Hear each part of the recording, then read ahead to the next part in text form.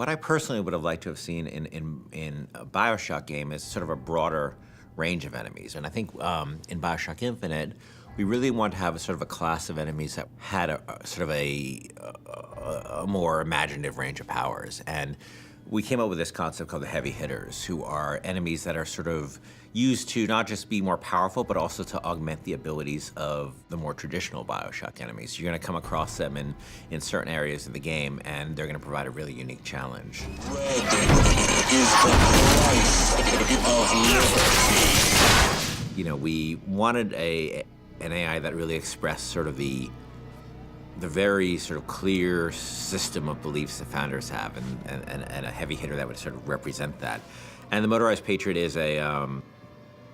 sort of the embodiment of that. And they came up with this idea of this creepily motorized, like Hall of Presidents animatronic George Washington. It was specifically the face, specifically this weird, like, porcelain child dolls, you know, poor rendering of George Washington.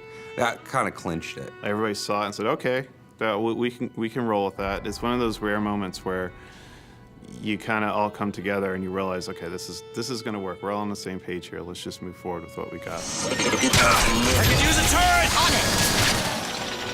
Booker, the gear! So the Motorized Patriot, a couple of things make him really special besides the aesthetic of him. One is that he's, unlike most of the enemies, he's completely fearless.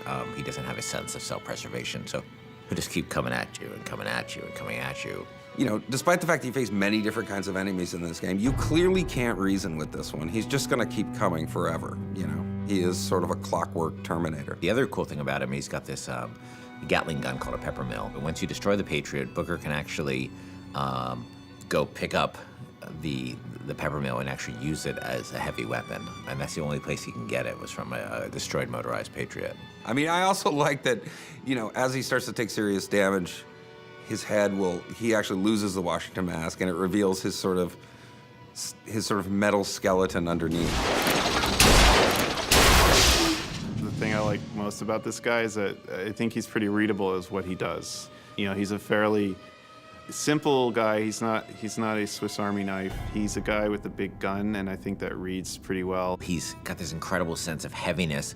He's relentless, and just hearing sort of the things he's saying is both funny and kind of terrifying. But he's, you know, a deadly, deadly enemy.